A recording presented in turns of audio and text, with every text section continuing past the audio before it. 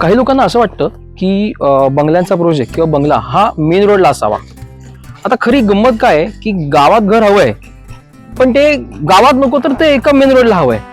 मग असं असेल तर मग ती गावाची संस्कृती किंवा गावाची परंपरा आणि गावातला शेजार धर्म याचा अनुभवच मिळणार नाही. तर घर हे किंवा बंगला किंवा जो प्रोजेक्ट आहे तो अशा एका गावात हवा की ज्या ठिकाणी तुम्हाला सगळ्या सुखसोयी देखील मिळतील.